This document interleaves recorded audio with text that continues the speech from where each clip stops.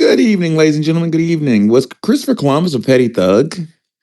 How about a goddamn liar? Was that possible? And did the church finance his thuggery? Today, we're going to dive into scholarship, rare scholarship that might surprise y'all.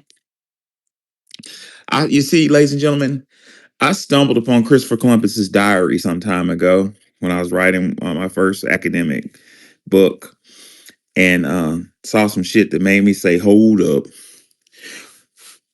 Another part of this heading should say, why in the fuck is there a Columbus Day? Why are we celebrating this thug? Let's get to it. Let's get to some business right quick. Check this shit out, ladies and gentlemen. Stand by one moment. If you would please, let me find some glasses. One moment. Get my glasses. Shit, the older I get, I read and the whole page turns to a blur. So, Christopher Columbus's name was Christophe Colomb. Um, there's speculation that he was an Italian. Matter of fact, Onthespotts has done some scholarship on Christopher Columbus. Was Christopher Columbus Italian, Wani? Or tell us about who he No, was. he was not Italian. He was Jewish, and he was hiding. Sephardic Jewish individual. Yeah, he was hiding that identity, looking for a safe haven for Jewish people, according to Simon Wiesenthal. That's crazy. What we can do, that is my opinion. That's also Simon Wiesenthal's opinion. But what we can do is we'll go over all the aspects of why people feel he's Jewish. If you want to give me a moment to get the information Yeah, up. while you find it, let's talk about the. I'll talk about the topic about him being a petty thug. So, basically, long story short, um, Europe was at war with themselves. So, um, there was no such thing as white people. That's very important for us to understand. The term white was created in diametric opposition to us, to Black Americans. White didn't exist. You were Portuguese, you were Spanish, you were English, so on and so forth. Well, long story short, Columbus, or Christophe Colomb, whatever the hell his name was, received a charter from Spain to find gold. They said he was an exceptional sailor, I think.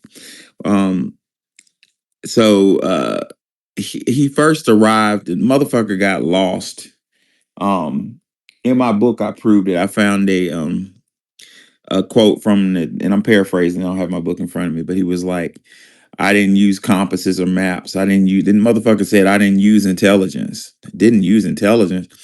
He thought he got lost. Well, as fate would have it, he stumbled upon Hispaniola, and he was looking for gold to finance these wars. Well, according to Dr. Howard Zinn, um, the information that Columbus wanted most was where was the gold, right? Um, Spain was recently unified in one of its most modern nation states like France, English, and Portugal. Its population was mostly poor peasants who worked for the nobility. So Spain and most of Europe were full of poor people. That's where the term white came from. Dr. Howard Zinn says 2% of Spain were elite. Only fucking 2%.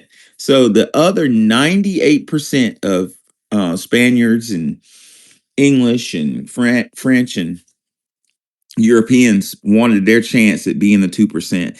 And that's what the new world's about, ladies and gentlemen. That's a very important distinction that foundational Black Americans should understand is most of these folks, most of these quote unquote white people were broke, very broke, and they wanted their chance at being elite. And that's why we're so important because our in diametric opposition to us, they had their chance of being that 2%. That's a whole nother space in itself. But it's important that our children know that because this system of white supremacy has had a very negative effect on our self-esteem. But if we understand it never had anything to do with us, we're not I'm not a ghetto. I'm not ghetto. They're peasants. That's what this is about. Mark Carter says this ad nauseum. Well, back to the point at hand. Columbus was a goddamn liar. The first man on Columbus's ship, the Santa Maria was the Holy Mary was the first man to see land was supposed to get a yearly pension of 10,000 maravitas for life. That's $1. So Rodrigo, one of Columbus's men, saw. I think Rodrigo saw birds, and then Rodrigo spotted like little. They were at sea for a long time. Rodrigo saw birds, and he spotted little pieces of twigs and shit in the water. That's a sign of uh, uh, uh, Yes, land. it is. That's how human beings found these pieces of land by following animals. Wow. Yeah, yeah. Yeah, Birds. birds landing and sea creatures, whales, dolphins. Dolphins have helped human beings find places to land when they've been kind of stranded at sea and not knowing which way to go. So we don't give animals a lot of credit for helping us migrate across the earth, but they most definitely have, and they're used right now. People will use them if they get in a bind. Yeah. Yeah, very and Wani, you should know a lot about that. I think you used to be involved with that world, right? Um was that Elon Musk that just came here for a minute? Um Not, that's part of the not the, parody not account. the other one. Not the other one. Okay. He So did try to come up, and I don't know. I yeah, think Elon, come back. Come on he back might up. have had a problem Okay. Well, anyway, coming up. back to the. I looked up and was like, is Elon Musk trying to speak on this? But yeah, you're welcome to come back up, Elon. But back to let's talk some business. So, first and foremost, Columbus was a goddamn liar. Columbus promised his men on his ship, the first one to spot land would get 10,000 maravitas for life, which the royalty promised him. As extrinsic, what we call extrinsic motivation, like a extrinsic motivationary token. Rodrigo saw it and he didn't. Dr. Howard Zinn says Columbus, after Rodrigo saw land and Columbus went towards the land, Dr. Howard Zinn says Columbus, quote, Columbus claimed that he had seen the light the evening before, and Columbus claimed the goddamn reward he promised for his men. What type of captain does that shit? Boy, that's some ripoff. Ain't Now, that cold? this is this is the evidence that Christopher Columbus is Jewish. You ready? Yes, ma'am. Come Okay. on with it. He set sail in 1492 during this Alhambra decree that called for the expulsion of Jewish people. And a lot of Sephardic Jews, statesmen, financed his trip. Some of those men had to change their religion, or they pretended to be Christian or whatever, and they were called secret Jews. But these guys were, straight up Jews. He wrote 13 letters to his relatives and used a lot of phrases, Hebrew phrases on the letters. But when he wrote letters to other people, he did not use those phrases. So, it has like Behait Hashem, which meant with God's help. So he didn't use those phrases when he wrote to other people. He also used the ship's log, um, and he referenced the Hebrew Bible and calendar on it. He also he corresponded in Hebrew, Portuguese, and Ladino, or Yiddish, a Sephardic dialect of Spanish, with Hebrew, Castilian, and uh, other kinds of linguistics associated with Jewish people. In his last will and testament, adhered to the philosophy of philanthropy in the Hebrew Bible. So he gave a certain amount of tithing to charities. And again, like I said before, Simon Wiesenthal suggested that Christopher Columbus journeyed to find a sanctuary for Jewish people. So, I mean, that's a lot of evidence to show that he was Jewish. Yeah, Dr. John Henry Clark wrote a whole book on it. I'm gonna find it in a minute because I lost it for some time. It's weird. You know how when you're looking for stuff, you can't find it. But I stopped looking for it, and bam, I found it. But let's deal with some bullshit right quick. Thank you, Wani. So so Columbus was a goddamn liar. There we go again. Well, back to the point at hand. Once Rodrigo saw land and approached it, um, and Columbus start steering towards land, the Arawaks, a Native American group, start swimming towards the ship. Like they were excellent swimmers. Particularly the women were better swimmers. Dr. Zen says the women were better swimmers than um, the men. Elon, you can come back up. He was trying to talk, and I don't know if he keeps getting kicked down, but come back up, Elon. I'm curious to see what you have to say. But so the Arawaks, according to Dr. Howard Zinn, the Arawaks who swam out to greet them. The Arawaks lived in village communities where they had developed the agriculture of corn, um, yams, and cassava. They could spin and weave, but they had no horses or work animals. They had no iron, but they wore. Here goes the fucked up part. Fate will doom the fuck out of you. Guess what the Arawaks had in their ears? Tiny little gold ornaments. What was Columbus looking for? Y'all remember? Gold. Dr. Howard Zinn said this would have enormous consequences. It led Columbus to take some of them aboard the ship as prisoners because he insisted that they guide him to the source of the gold. Then he sailed to what was Cuba, then Hispaniola. Hispaniola is now what they call Haiti or Haiti, however you say it, um, uh, in the Dominican Republic. In Dominican DR and what is now DR and Haiti, there were little bitty gold fragments in the rivers, which is common in certain places. Um, these little gold fragments in the rivers that were spotted by his men led Columbus to have these wild visions. I wonder, was Columbus like schizophrenic or something? Was something wrong with that fucker? You have any scholarship on him being crazy?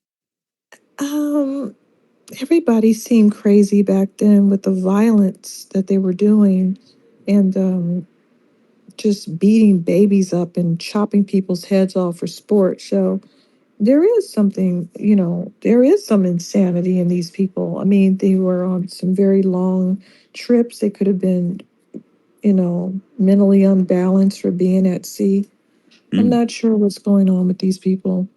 So, seeing those fragments of gold, the history reports that he'd start hallucinating and having visions of gold fields. Now, ladies and gentlemen, keep in mind that Columbus never saw gold fields. He saw just little sprinkles of gold in the rivers and went criminally insane. He's like, "Oh shit! I just know it. I know that there are gold fields and there are gold rivers somewhere. They're somewhere here." Dr. Zen said, He saw a UFO, by the way. whoa, didn't know that. That's Mhm. interesting. Yeah, he told was it the Inquisition?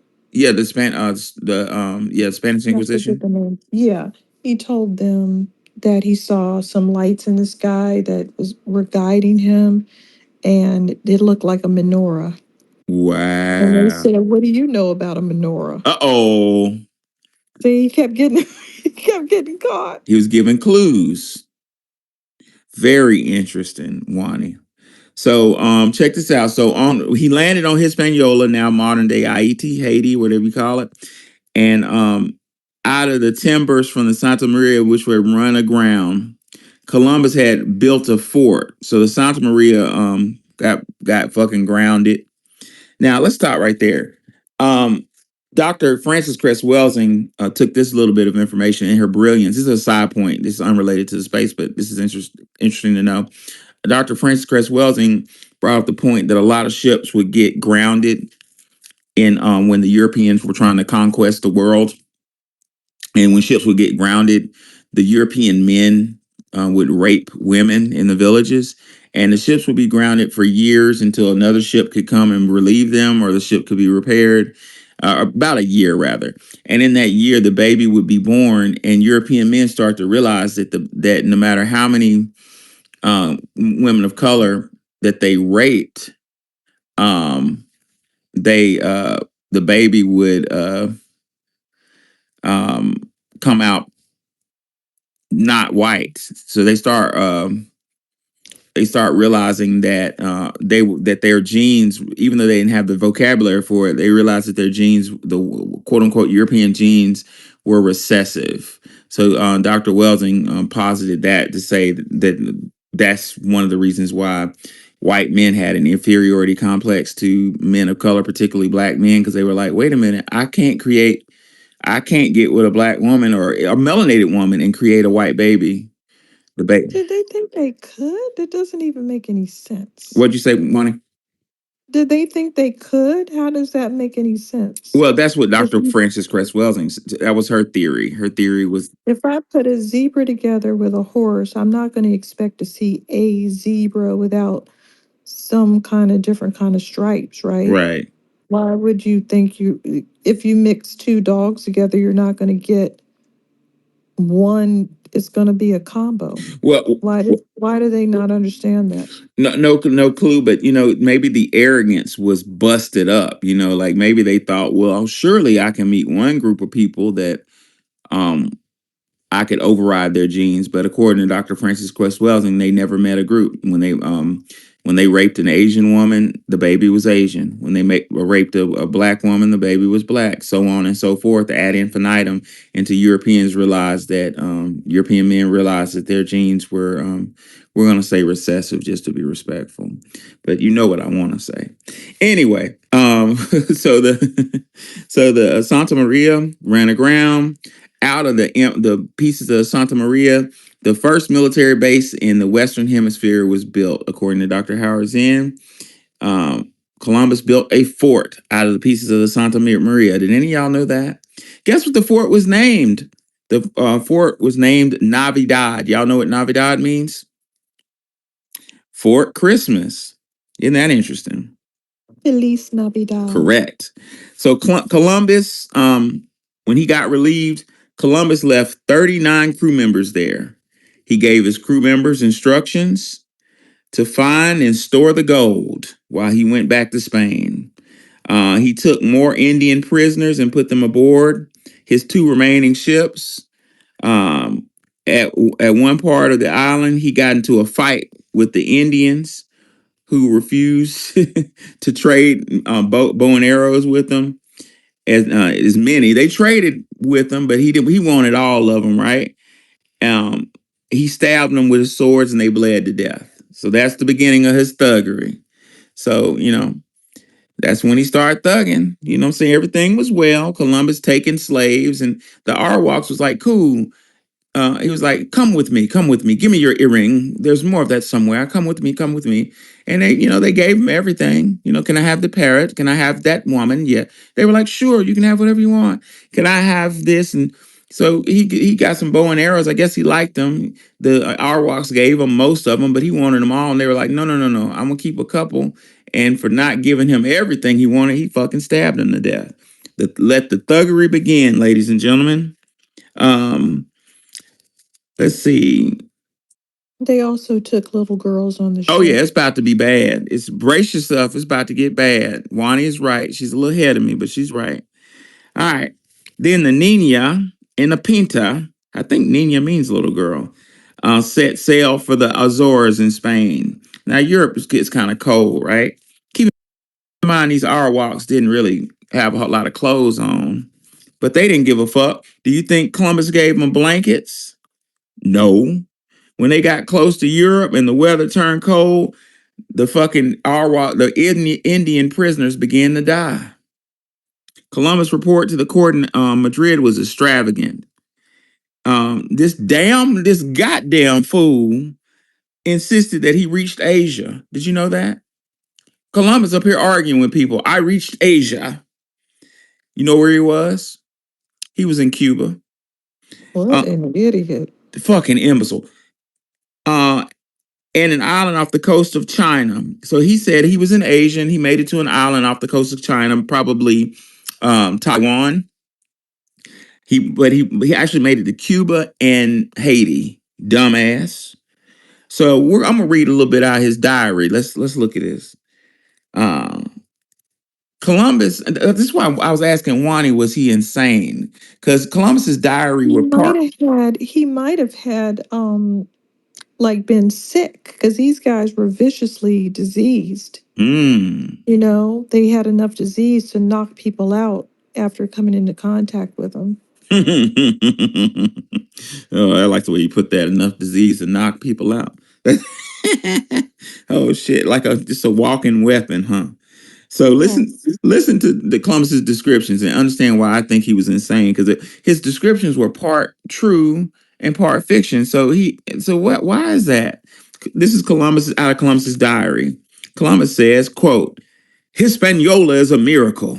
The mountains and hills, plains and pastures are both fertile and beautiful." That's true.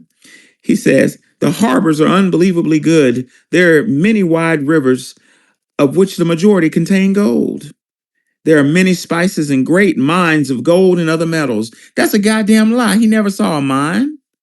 So was he lying to try to gas the Spanish uh, royalty in the Catholic Mhm. Church?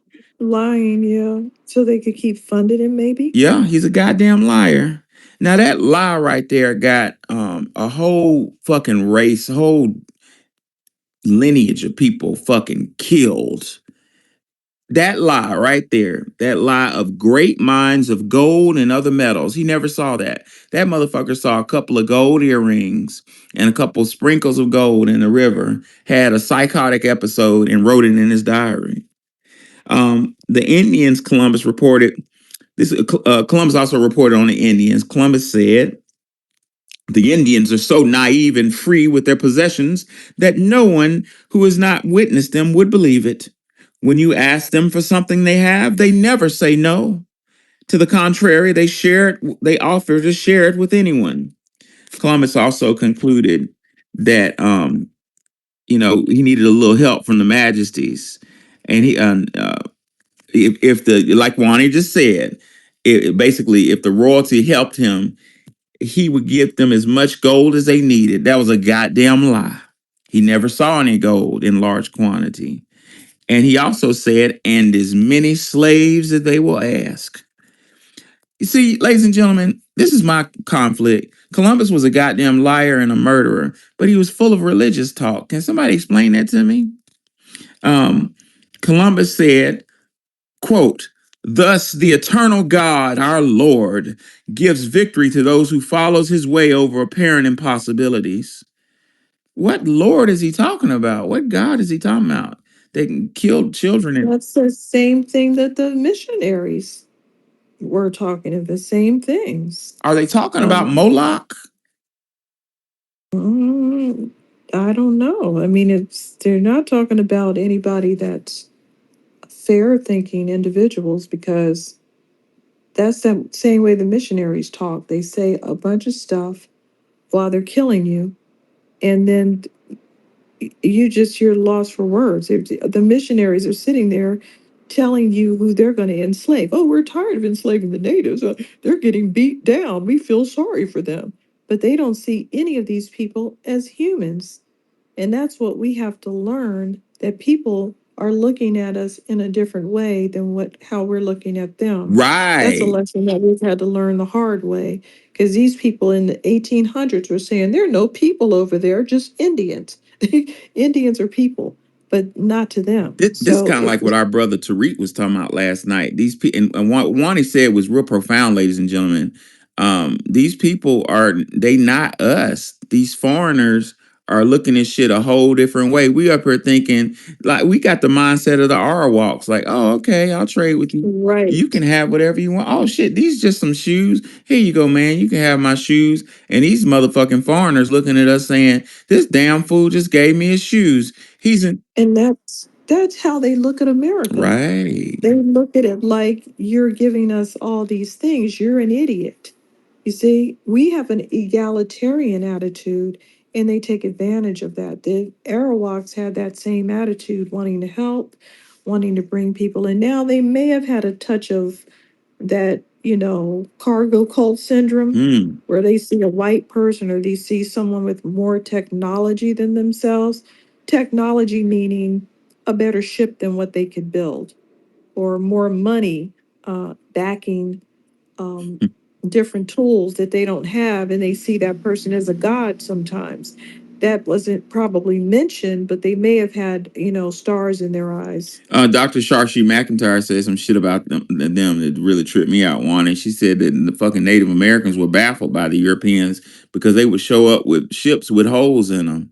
They're like, these motherfuckers on a ship that has holes in it. Why? Like, just a conundrum. They couldn't understand.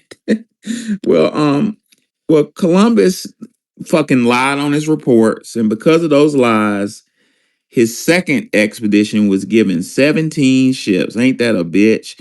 And he was given more than 1,200 men. You know what the aim was, ladies and gentlemen. What did he lie about? Gold. There wasn't any gold. Got it? But he also had another dividend. Slaves. Slaves and gold. That's what he was after with all his religious talk, talking about the Lord. Lord, please help me find some more slaves. They really mean that too. That's some crazy shit. I pray that the good Lord helps me enslave. What the fuck he says? Many people as I can find. We gonna get to this in a minute. I got the goddamn quote. Goddamn it! This motherfucker went from island to island in the Caribbean. This motherfucker went to each island in the Caribbean, just taking goddamn slaves, taking children and shit. Talking about Jesus. But the word spread to the Europeans.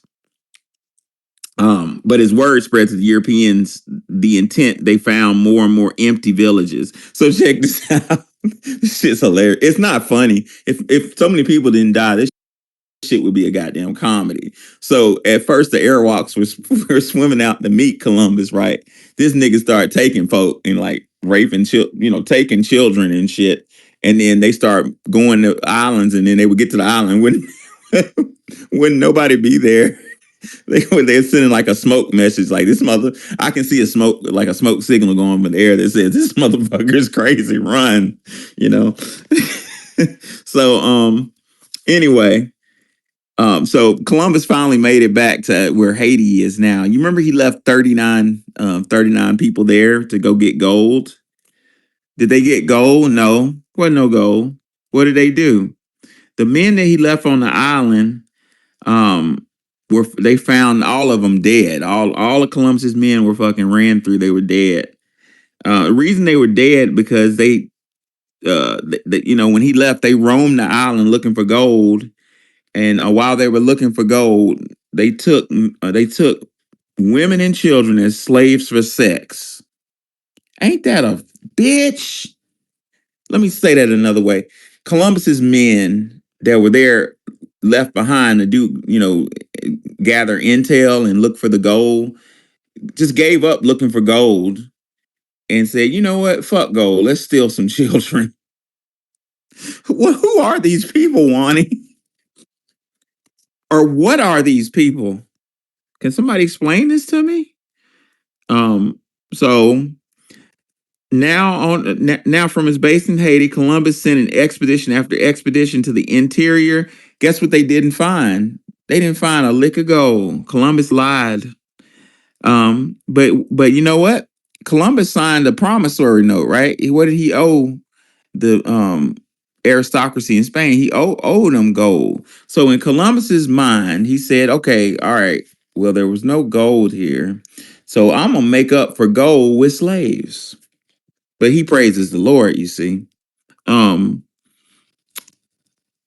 Dr. Howard Zinn said he had to fill up his ship with some type of dividend. In the year 1495, they went on a great slave raid, rounded up 1,500 Arawak men, women, and children, put them in pens surrounded by Spaniards and dogs, then picked the 500 best specimens to load on the ships. Of those 500, 200 died en route. The rest arrived alive in Spain and were put up for sale by the archdeacon of the town. So, Wani, when when Columbus's men got back to Spain, the goddamn deacon of the church came out and rounded up the slaves and put them for sale. Mm. They call that motherfucker an archdeacon. The head deacon, Arch. archdeacon. The goddamn deacon of the church is selling children. It gets worse. The deacon of the church reported. This is a report from the deacon of the church.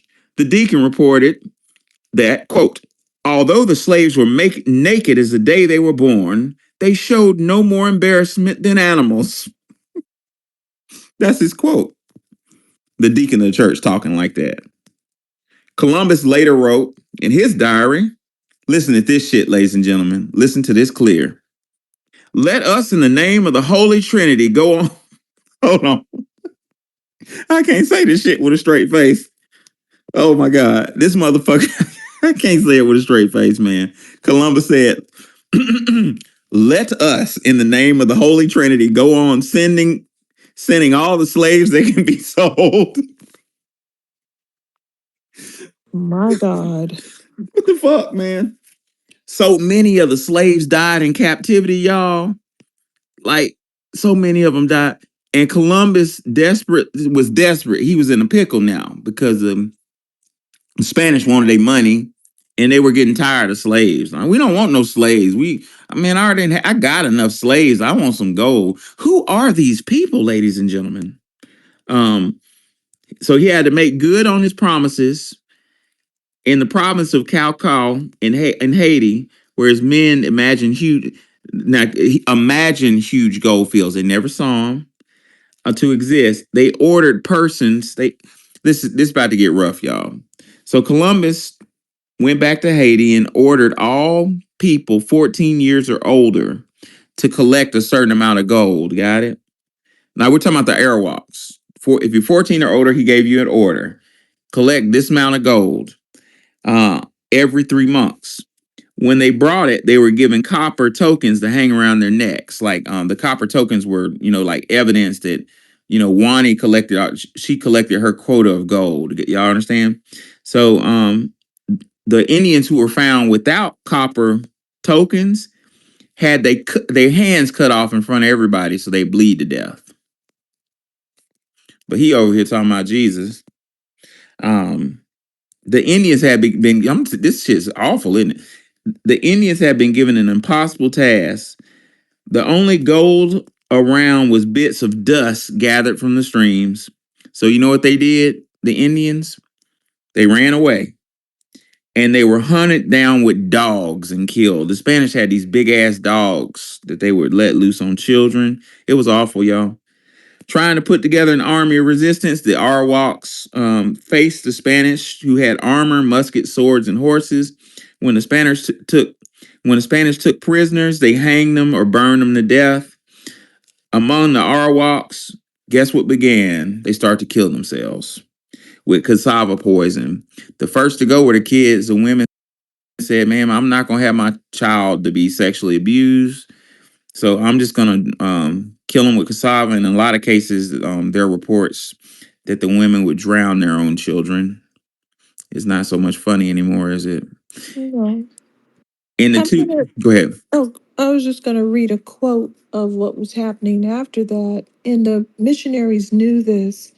And they said the pattern established at the outset has remained to this day, and the Spaniards still do nothing save tear the natives to shreds, murder them, and inflict upon them untold misery, suffering and distress, tormenting, harrying, and persecuting them mercilessly. Yeah, that sounds like Father Bartholomew de las Casas's research. Yeah. He sat there and watched that shit. That's terrible.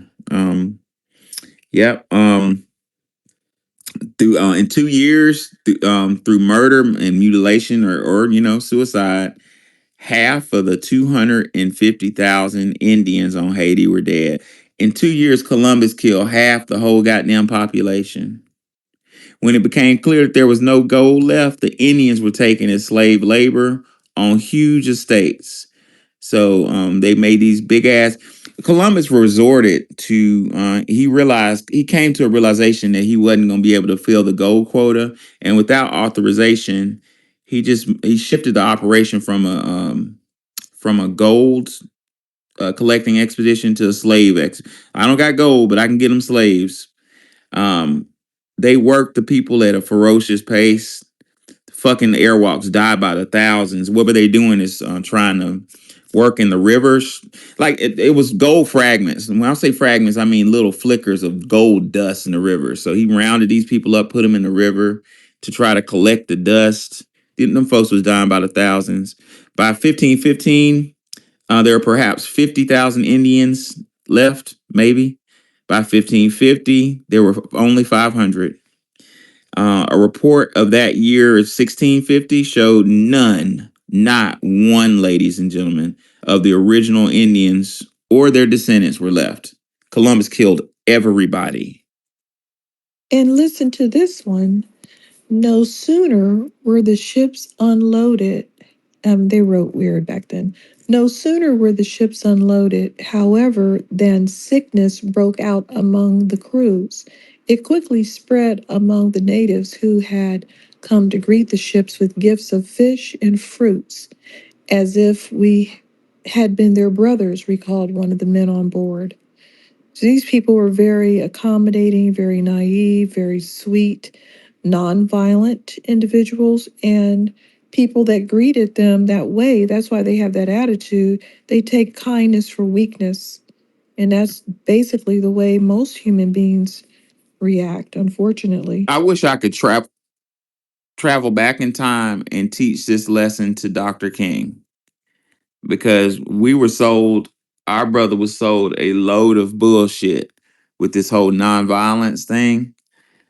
Because a group of people that Dr. King was using nonviolence on had similar sentiment to Columbus and his men. These folks are some fools. That's how they think. You know what I'm saying? Plus, nonviolence was an operation started in England, according to uh, Dick Gregory. Anyway, uh, Father Bartholomew de las Casas, I mentioned him earlier. See, when Columbus got a charter from Queen Isabella and Ferdinand of Spain, the Catholic Church had power, and the Catholic Church had to say so too. The Catholic Church helped pay for the charter, and their requirement is Columbus had to take a priest with him, and the priest was taking notes. Wani mentioned the Spanish Inquisition earlier. That was basically the Catholic Church snitching and spying on people. Well, De las Casas witnessed some of the cruelty and in an act of trying to save his soul. He saw what they were doing to them kids and stuff, and became fearful that he would go to hell. So De las Casas wrote the first history book in the Western Hemisphere. It's called an account of the destruction. He doesn't get credit for that. It's very interesting. But it was the first history book. And if you read it, I think Wani was reading out of it a minute ago. That shit'll make you cry. I'm not even gonna read out that shit, man. It was just them motherfuckers was walking around. They got bored. Columbus's men got bored because they couldn't find any gold.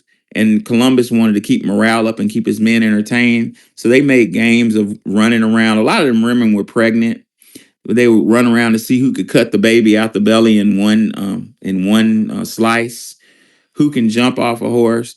I'll give money to the first person to jump off a horse and cut a man in half lengthwise with one slash. They made games of walking up to women who are breastfeeding, snatching their baby and throwing them on the rocks to see who could bust their brains out the farthest. I mean, these people, these are some goddamn animals, man. I don't know if maybe the word thug is too nice. Who knows? Um, yeah, I don't know the word to put them. Um, De Las Casas tells one case of little boys. There were two Indian boys walking around. Each of them had a parrot on their shoulder, and some of Columbus's men who professed to be Christians, a lot of them had a sword and a Christian cross around their neck. But two of his men who had Christian crosses around their neck, according to De Las Casas, walked up to the little boys with parrots, took the parrots off their shoulder, stole the parrots, and while the little boys was crying, they cut their fucking heads off. What type of people are these? Can somebody explain it to me? Well, Christopher Columbus wasn't even Christian, but the other people, a lot of the people around him were. I mean, they were all supposed to be religious men one way or another. Dude, I'm thinking about staging a protest on Columbus Day. Like, I want that shit taken off. I know they kind of say President's Day or something else, but I want Columbus's name taken off the goddamn. I want that shit erased from history. I want to cancel this motherfucker. You know what I noticed when you're reading some of these missionaries' positions? They'll use phrases like men of their time, that there's no such thing. You were evil no matter what time it was. You didn't want to be put up on a stake. You didn't want to be burned alive. You didn't want to be drawn and quartered. So why do you think it was okay? None of them wanted those things to happen to them or their children. And they'll also, not only do they say men of their time, but they also think it's okay to say, oh, well, he changed his mind about it. And they use the same thing with Madame Tennebu. Oh, well, she came around in the end. That's why no, she was forced to do it. She never came around. And, they say the same thing about these missionaries. Oh, they came around. They should have never been over there to come around. What is the point of being religious and knowing what that's about and then not applying that to other human beings? And then saying, oh, well, now we think the natives are able to be. This is all lies because they said, oh, these are heathens and these are savages. They're not people anyway because they're not Christian. But we feel like we can Christianize them. What does that even mean? So, okay, you Christianize them and you're still killing them. They Christianized all of these people on all these islands and they don't see it. To them, they'll tell you that you're crazy. If you say, what's your original religion? Because they're doing fire dances and hula dances, and at the same time telling people they can't wear a bikini because it's a Christian nation. So they've got these people all over the world in the Pacific Islands, all the way to the Caribbean, very, very confused with their warped sense of right and wrong. And then they've given Black Americans the Bible, and they have never, okay, now what? We're all Christian. Are you being humane now? No. So what was that all about? You're going to treat people like animals because they can't be Christianized. And then when everyone becomes Christian, you're still treating great portions of people like animals. Yeah, yeah, yeah. Yeah, you said a lot, Wani. And ladies and gentlemen, I wrote extensively about this in my book. And I make a pretty compelling argument based on what we're talking about that Columbus started a trend. And what I want to identify right quick is the power of a goddamn lie. Columbus destroyed so much sacred innocence of the quote unquote new world with his lie that there were gold mines everywhere and rivers of gold. What Columbus set in motion was an attack on melanated people. There is some thought that Arawaks may have been, Africoid, like Melanesian, Austronesian, that type of look. Columbus identified them as slaves. In his diary, Columbus says the following. He says, let's see if I can find that shit. He says some shit. This nigga say, he says, this is in it, not his diary, his captain's log. Columbus says, he's talking about the Arawaks, they, dot, dot, dot, brought us parrots and balls of cotton and spears and many other things, which they exchanged for glass beads and hawks' bells. They willingly traded everything they owned, dot, dot, dot. They were well built with good bodies and handsome features. Stop. What did he mean by that? Handsome features? What's that? I'm Anyway, not sure, but I hear them saying that a lot is that about Native sexual? Is that a Americans. sexual thing? I don't know. We're going to have to find out what that means back then. I'm going to look it up now. He says they had handsome features, dot, dot, and then ellipsis. Was he saying they was sexy? What the fuck does that mean? He says, "They do not bear arms and do not know them. Before I showed them a sword, and they took it by the edge and cut themselves out of ignorance. They have no iron. Their spears are made of cane. Dot dot dot. They would make fine servants. Dot dot dot. With 50 men, we could subjugate them and make them do whatever we want." That comment in his diary to me is vaguely sexual. I read it that way. But what Columbus, maybe like in a sadomasochistic way, I don't know. But Oh, I'm looking it up now. You want me to read what handsome meant? yes, Okay. It said in historical European context, handsome carried meanings beyond physical attractiveness. The term, derived from Old English and Middle English, originally meant easy to handle or dexterous. By the 16th and yeah. it, Oh my it's God. sexual, isn't it? By the 16th and 17th centuries, it described men who were well proportioned. But see, this is in the 16th and 17th centuries. This is still the 1400s, right? Right. Okay. So then it started to mean noble in appearance, carried themselves with dignity, strength, refinement. Um, okay. So yeah, it turned into that. But easy to handle or dexterous is what it meant when they were saying it. Handsome. Like I could handle that. What's dexterous mean? Like ambidextrous, you can write with both hands. So something about dexterity. Ooh, nasty motherfucker. Um, Columbus, what Dr. Howard Zinn says, quote, "What Columbus did to the Arawaks of the Bahamas, Cortez did to the Aztecs of Mexico, Pizarro did to the Incas of Peru, and the English settlers of Virginia did that to, in Massachusetts, did that to the Powhatans, who were black, that's Pocahontas's people, and the Pequots." So, yeah, so Columbus in his diary, I would say diary, his captain's log, which was given to the king and queen and shared with nobility in Europe, doomed melanated people in the New World because Columbus had all these goddamn lies of gold.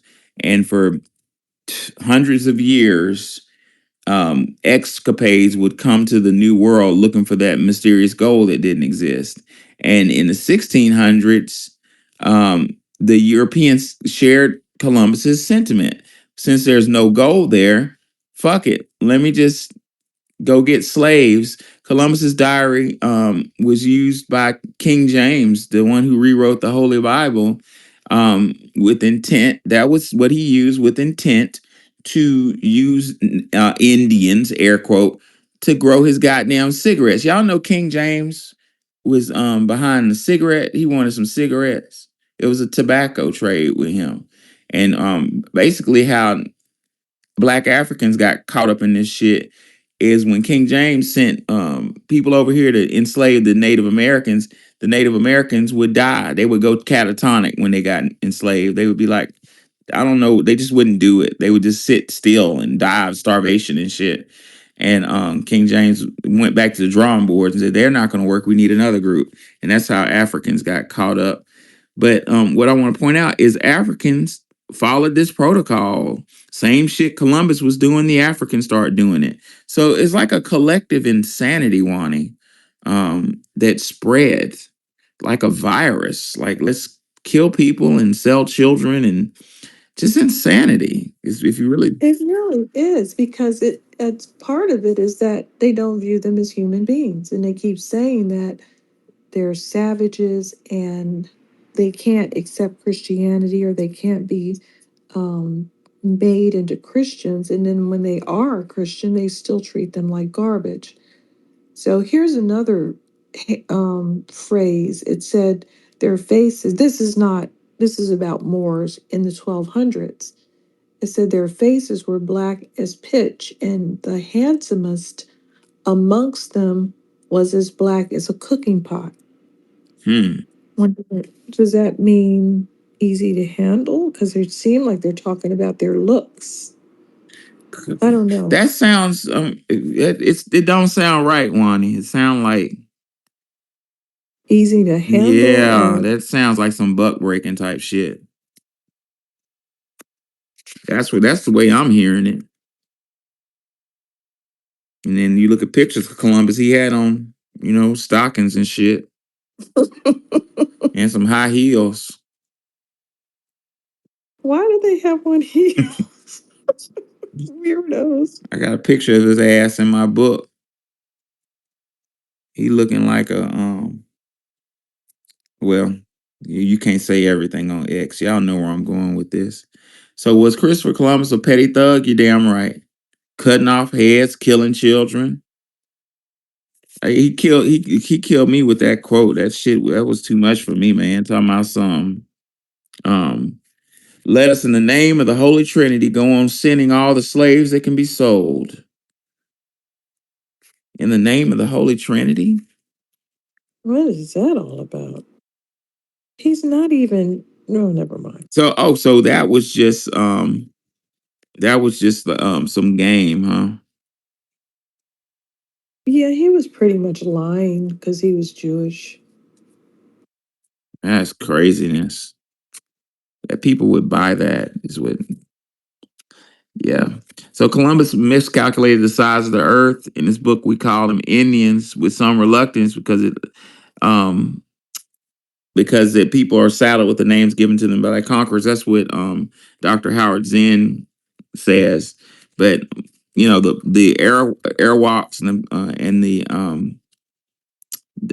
Powhatans were probably look like more like Austronesian, Melanesian, you know. So did the church pay for his thuggery? Yes. The A lot of people don't want to hear this, but the Catholic Church was part of the charter. So a charter, just like charter schools, is a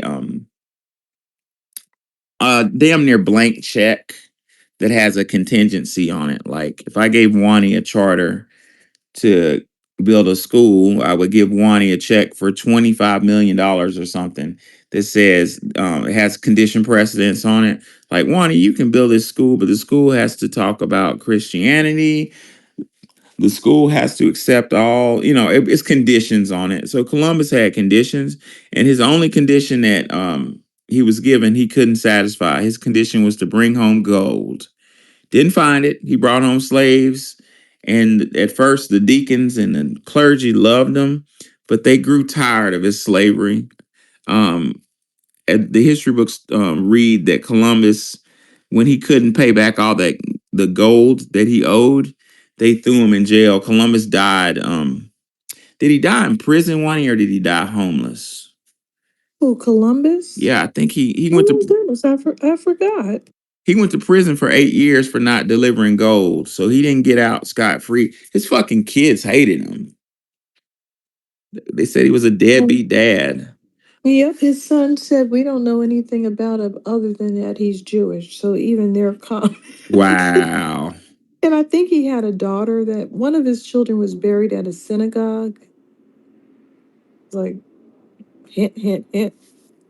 Yeah, and at the same time that uh, Columbus was exploring the New World, 1492, the day we all know so well, that at that same time, the Moors and the I don't know what group. I would be curious to know what group of Jewish people wanting, but the Moors and the Jews were being uh, escorted out of Spain or El Andalus, whatever it was called back then. It's just real ironic. Dr. John Henry Clark talks about that. It's ironic that that same year Columbus would be looking for another land. So what that means, I don't know, but it's interesting. The timing is a bit crazy. So Dr. John Henry Clark wrote a whole book on it called Columbus and the African Holocaust, where he has the argument that Wani put forward that Columbus was actually of the Jewish faith and was looking for a homeland for his people, given the fact they were being escorted out of Spain or in Al-Andalus. Why were they being kicked out of Spain, wanting? You mean the Jewish people? Yeah, I never really knew. They just had a like a new law that that's how they would do. You know, they would get sick of their antics and then they would kick them out. And this was one of those times when they just said, "Get out." But But they put out a not an edict, but it was called a decree mhm. for the expulsion of Jews. It's called the Alhambra Decree. Well, 6ix9ine, grab a mic because I'm curious why were the Moors being kicked out of Spain? Oh, I don't know why they were being kicked out. Eh, Oh, other than they didn't want to be ruled by them. Yeah, Yeah, they had an issue with the Moors, but were they being kicked out at the same time? exact same time, Dr. John Henry. Oh, I gotta look that up. Right, right. Wow, Dr. John Henry Clark. Holy shit, I'm about to be pissed off. Um, Hold on one second. This is my okay. The Portuguese did bring Elmina Castle, but Dr. John Henry Clark says, "quote Then, when the Arabs and Moors were expelled from Spain, they returned to Africa. After being the masters of the Mediterranean for 750 years, they had no sentimental attachment to Africa. They began to prey on the nation. Damn, this is what we talked about yesterday. They began to prey on the nations south of the Sahara, principally the old empire of Shanghai. They first claimed the salt mines, for the salt was so precious that traders gave 2 parts of gold for 1 part of salt. They sent troops from what is now Morocco down into this area. The fight over salt mines at, I don't know how to pronounce it, Tahaza, on the edge of the Sahara Desert became a great political and economic struggle. But something else happened too. Christopher Columbus had, by sheer accident, started to look for the East Indies and instead found what is called the West Indies. A world was open to the Europeans and they promptly began their exploitation. So this goddamn fool wasn't even looking for America. He was looking for India and Asia. And here goes the thing. Europeans have this history of luck because you want to know what do y'all think would have happened to Columbus if he found what he was looking for? What would have happened to him if he would have made it to China? You think they would have swam up and start offering him gifts? Um, Let me think. It wouldn't have been like that. They're more sophisticated and used to wars and, you know, defending themselves. So it wouldn't have worked out the same way. They would have fucking killed him. Just lucky. Yeah. And I don't, yeah, it wouldn't have worked out like that. Those people are very naive and they weren't used to fighting like that. They didn't think people fought like that. They didn't understand their moves, you know? So this person summed it up and said, in short, Columbus was a murderous, enslaving, sexual abusing, treacherous colonizer to the people he encountered in the Caribbean. Only 2/3 of the Taínos survived just 4 years after Columbus's arrival. Some were killed, others succumbed to diseases, and fully half of the dead killed themselves rather than live with his tyranny. That's crazy. Half of them killed themselves. 6ix9ine. That is crazy. I got a question. 6ix9ine. Why were the Moors kicked out of Spain in 1492? What was that about? Well, they were just being revisited some wrongs that they uh, brought upon other people. In Islamic lands, there was more parity than in other places where people had different religions. But at that time, the Christian religions wanted to unify, and they gave them ultimatum saying basically either you're going to convert to Christianity or you're going to be expelled. There was a trade imbalance, um, but also they were taxed higher.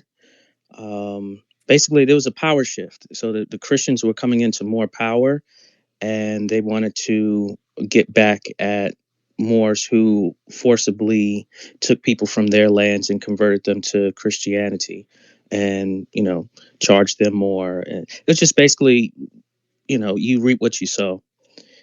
That makes sense because Christopher Columbus, who, according to Wani and Dr. John Henry Clark, was not Christian, was using a whole bunch of Christian ideology in his logs.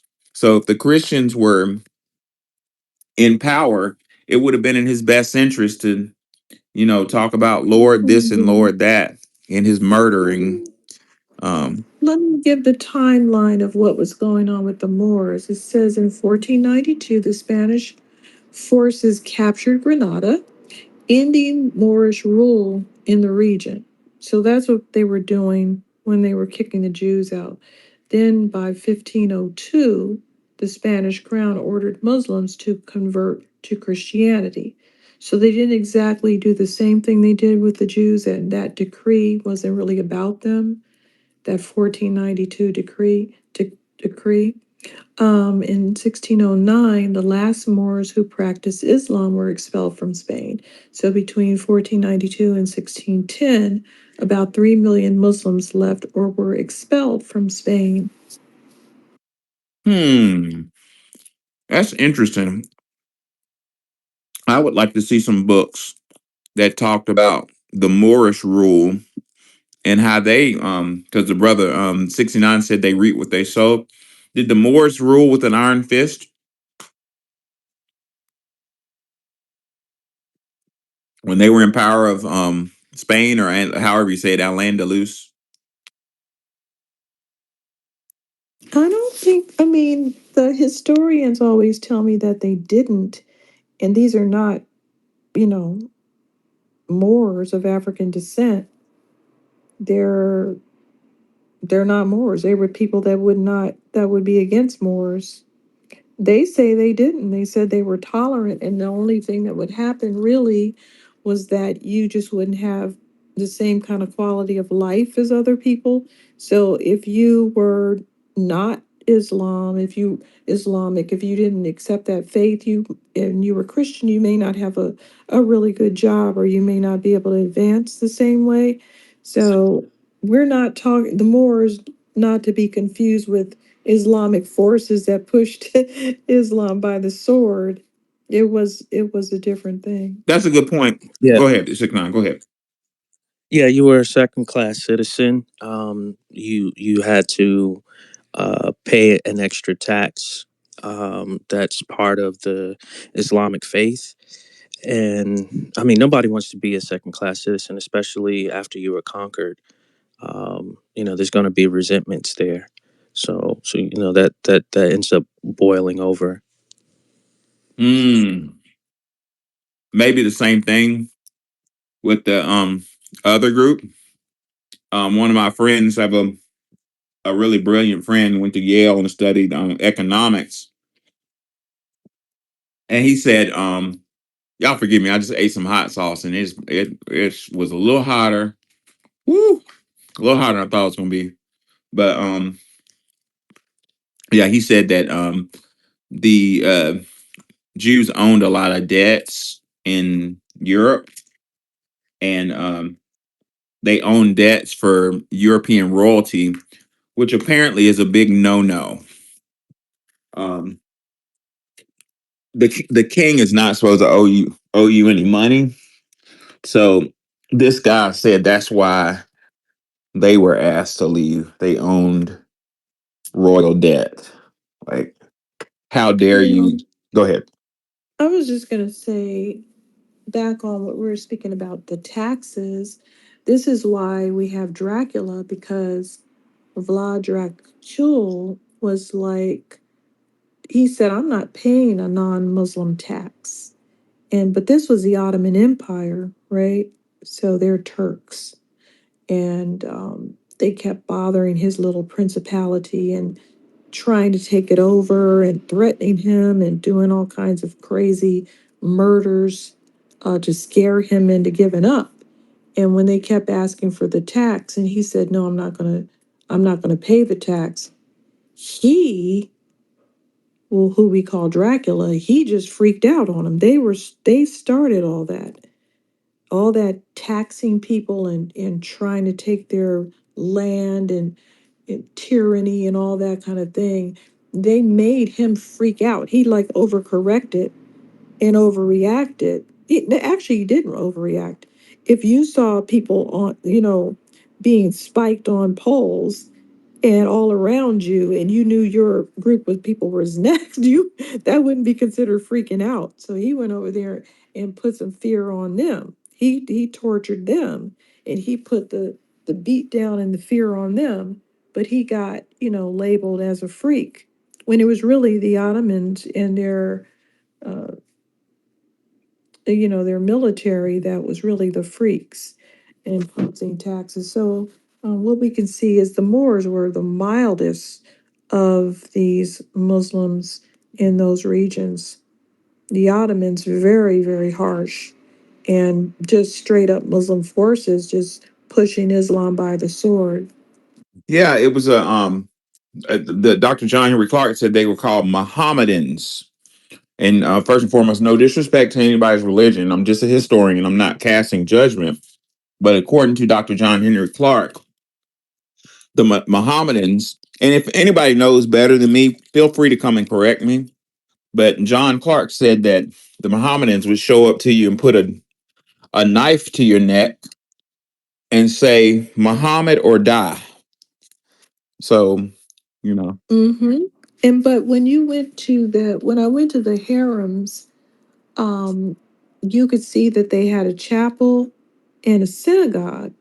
So they were tolerant when they would snatch these random women to be in the harem and some snatch them, get them from the trans-Saharan slave trade and or whatever means they use. They seem to even have their own slave trade for the empire. Whichever means they obtained these women, they tolerated their religions. They allowed them to practice their religion. So there was some sort of tolerance with the Moors and with the Turks. Well, that's up into a certain extent, and when you actually talk to some of these sheikhs, they'll admit some of them, probably more of the I'll have to say the orthodox. They'll say that they're raging a holy war. And the word they use is tarhibuna, or basically translates to terrorize. And they believe in a global ummah, or unification of all Arabic faiths or Islamic nations to take over the world. They literally want every nation, every person to become an Arab. I'm talking about pale Arabs. These mainly with pale Arabs, to become a part of the Islamic faith, and they believe that they can achieve it through terrorism. The interesting thing about Romanizing people, meaning just basically doing an ethnocide on nearby cultures and tribes, this is actually good. I mean, it's actually safer if everybody is Muslim, if everybody is Christian, if everybody is doing it the Roman way. Isn't it safer if everyone has the same beliefs? Because just imagine living next to people that have completely different beliefs than you. You don't know what they're going to do. So, really, their logic makes sense because people would be more predictable because you would say, "Oh, I know what he's going to do. He's has the same culture as me." Living around people that have the same culture as you is more predictable than living next to people who have a completely different religion and a completely different worldview. It's just that I don't like Romanization and I don't like forced religion because I like to see the different cultures. I like to visit places and see different ways of doing things. So I don't like Romanization. I don't like it when you wipe out entire ways of doing things that people have developed over time, and they just get overwhelmed by this stronger group, just like the Ottomans. They spread far and wide. We already know Islam took over the world by storm. We know that these people did this, but actually, from their point of view, it would be safer if everybody believed, that they were going to get a certain punishment if they did wrong, or if they didn't pray 5 times a day, or whatever the religion is. It is safer for people to have the same belief system and live under the same rules, but it's just that I don't like the way they're doing it. And but those regions, you see how the Europeans got to be one group. All of Europe, they kind of have the same attitude. They're not exactly, but enough for them to not kill each other. But if they continued to be their own individual tribes, they most certainly would have killed each other because they would want to do things a different way. They would not be under the same veil of what you expect a person to do or how you expect a person to act. As you can see, the Vikings, they would come down and tear your behind up. And now they don't do that. Everything is smoothed over and everyone is agreeing to behaving a certain way. And so that's interesting on that, pushing Islam by the sword and pushing, Romanizing everybody, so to speak, and trying to get everyone on the same page. This is a long game that's being played out, and it would be dangerous for me to say this in person to say a Wahhabist or a Sunni Orthodox Muslim, right? And I've been threatened, well, with Twitter fingers by certain people. And I wouldn't say this in their country. I'm not crazy enough to be a tether like that. But Islam is trying to be brought out of the Stone Ages.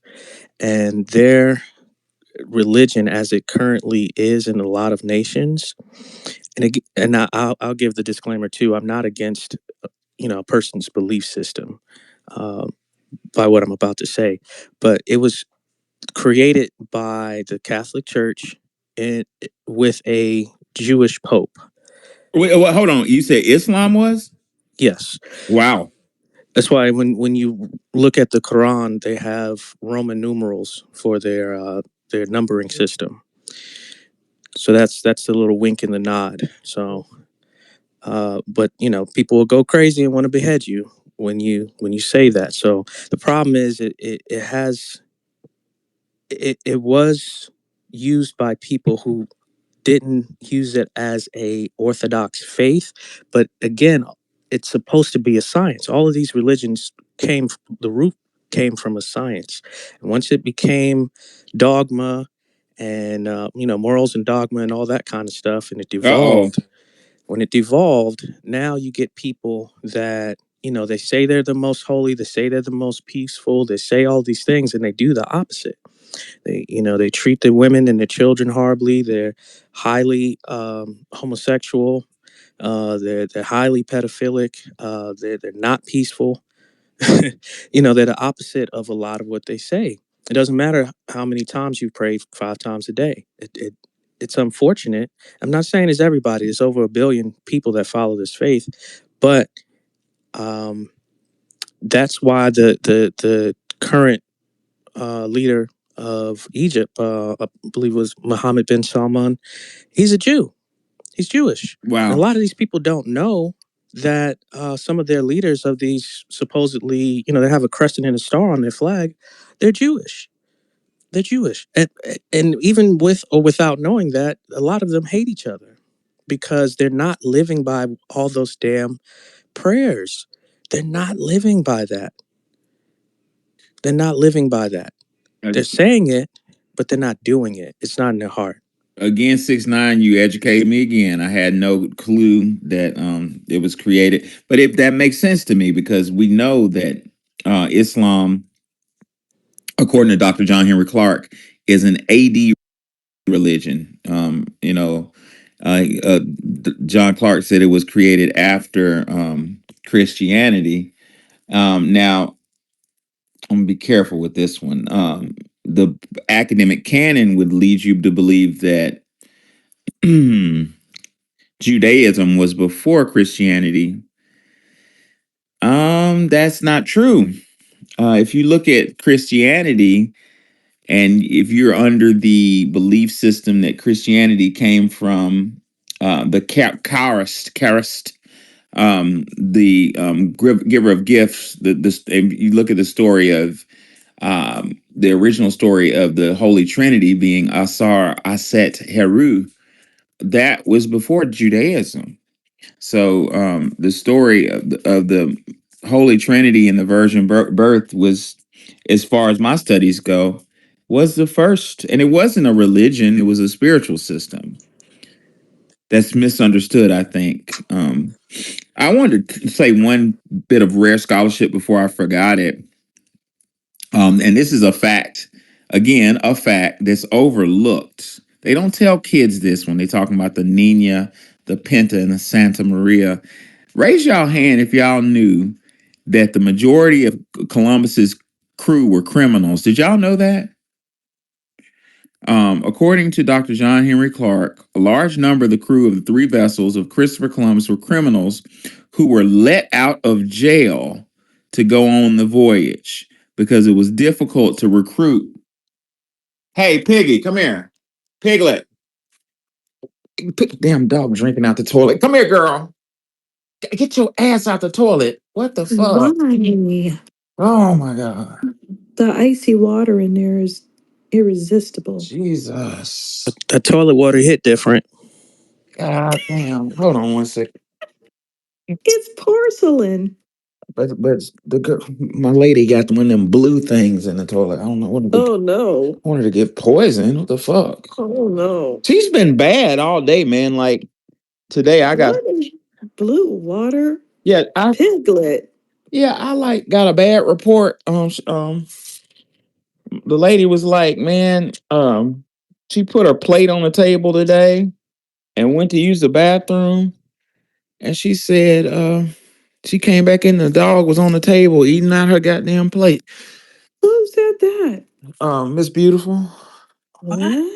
Hell yeah, she eating out. She bold as fuck. All of a sudden, eating out a folk plate, jumping in the bed with us and Why shit. is she acting I up? don't know. Shit, I forgot what I was saying, but yeah, I was just gonna say real quick before we go to Dan. Prophet Muhammad's revelations proclaimed Allah and Yahweh as one. Allah and Did you y'all know that? no. Oh, to say that again? Prophet Muhammad's revelations said that Allah and Yahweh were one. They're the same person in his mind, in his belief. So that means that, you know, Yahweh, Well, Yahweh is in all mysticism. That's the mhm, source. But what's actually omitted and a cause of a lot of their problems is that they don't balance out the equation with the female. Allah has a female counterpart called Alat. Wow. So it is a Memphite theology. It is a Sar and Aset, Correct. negative and positive. It's thrown off balance. We're in a masculine, a fully masculine. This is, damn it. This is what I speculated. We're out of balance. but he did not make a distinction between the so-called Jewish God.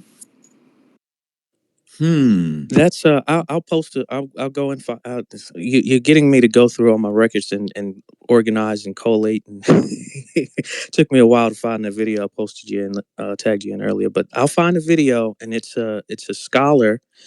They're in this library or some kind of place with old records, and it's a Jewish rabbi, and he's speaking to a Catholic representative. I'll say, I'm just paraphrasing, but he's explaining how one of the popes uh, infiltrated the Catholic Church and actually set things in motion to be able to create the Islamic faith and religion so that they could manipulate it. I literally have a video showing that. I'll post it. I'll start looking for it now. Interesting. And when we speak of these mystery schools, once they get up to certain levels, they use all the religions. So they don't discriminate against these religions. I've heard You that. know, they want rabbis, priests, they want everything up there And I've heard on that these top to levels. join, you have to identify with at least one of them. Mm-hmm. Well, You have to believe. I wanted to mention that because I can't say that that's 100% true, because and again, I'm not trying to be special. I'm just speaking from my experience. For me, I didn't have to fill out that application because they already had my information. I just had to ask to join, and then they sent me my paperwork. Um, they send you certifications and little, there's some little trinkets and stuff, but you have a small name and then you have a big name, um, and they tell you some things about your family, your history, and some other more personalized things. But you don't always have to be a part of a religion to join. Hmm. That's specific. You don't have not to join. I was speaking about when they go up all those degrees. Um, You have to you need to master have some those. skills. Yeah, Mm-hmm. Christism, Mohammedism. You have to master those degrees, and Mosesism. Now, Those are the three degrees. now you were saying that to join, you don't need to be a particular religion, but don't you have to believe that there is something, that there is a God? You can't be an Generally, atheist. generally, you can't be an atheist if we're talking about Freemasonry.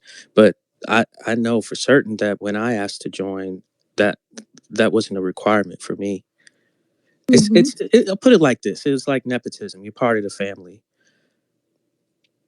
I get it. Let's go to Dan and see what he's talking about. Dan, what you talking about? Yep. Don't Um, make me use a Baltimore accent on you. yeah, please don't be sounding like yeah, I'm not gonna say his name. Yeah, what's good? Interesting topic. Um, something popped in my mind when you guys were talking about Columbus crew being mostly criminals. Because I don't know if Professor Allen knows this, but the Cape Coast Castle was used as a court before the slave trade started. So a lot of maritime court cases were taking place in the Cape Coast Castle.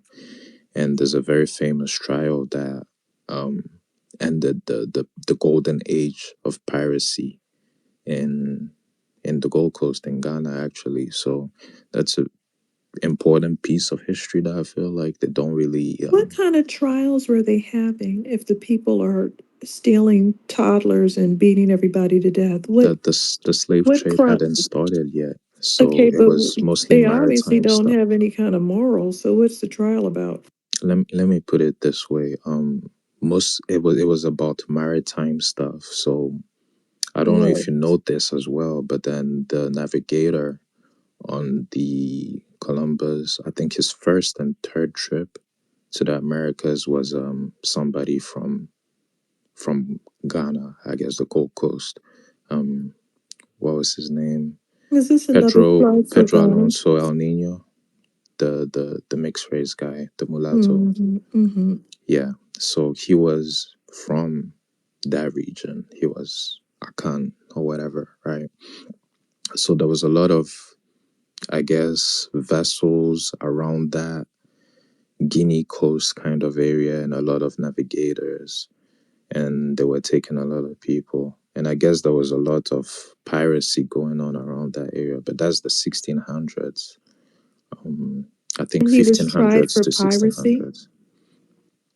Um, no, not him, but I think he was just killed by the Spanish to be honest. I think he wanted to go on his own expedition and it didn't go well.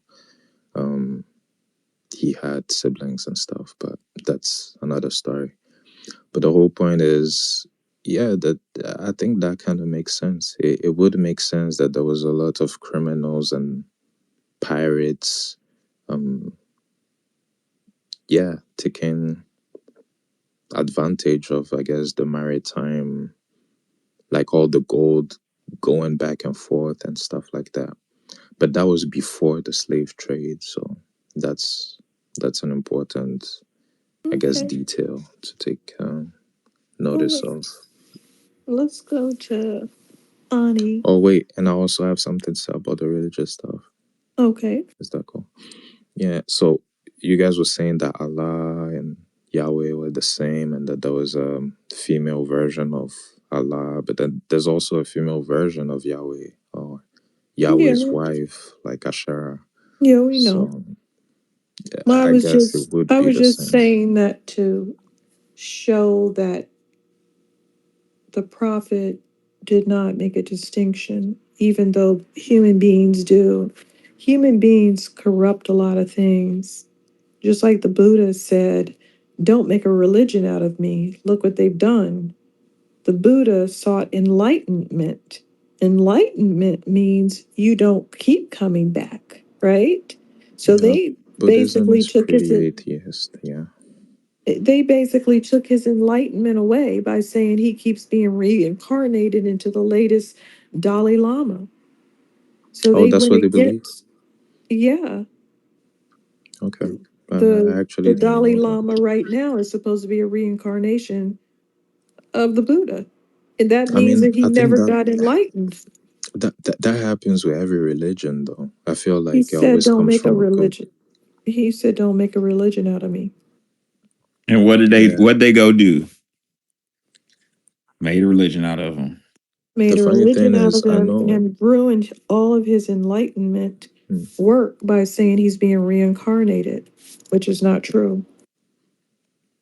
I actually grew up by this school. It was a Muslim school in Ghana. It was called Ahmadiyya, but I never quite knew anything about it. Turns out it's I guess its own denomination of Islam, and they believe in Confucius, sorry, being a prophet, and Hmm. Zoroaster being a prophet, and Buddha being a prophet, and a whole other bunch of people, I guess, from other religions being prophets as well. So I guess there is kind of universal denominations, I guess, of like Islam and I'm sure Christianity as well. So I feel like it's when people say that Islam is not tolerant and stuff, I guess it depends on the denomination because I guess these people would be oppressed by other Muslims if they went to a Muslim country. They would be a minority. So it's kind of nuanced. I don't really like general statements and blanket statements. But yeah, that's all. Yeah, I understand. Like I was just pointing out with the Turks and the Ottomans in those harems, they had tolerance for these other women's religions, but they were pushing things, pretty harshly on people outside. So go ahead, Ani. Yeah, I was just piggybacking and shout out to Professor and you, Wani. I was just piggybacking off of what you guys were saying. In the esoteric tradition, they eliminated the hieros gamos, which is the alchemical union of the masculine and the feminine. So Allah did have a lot. Yahweh had Asherah. You see reminiscent in the Bible from the Vedic text, you had Brahmin and Saraswati.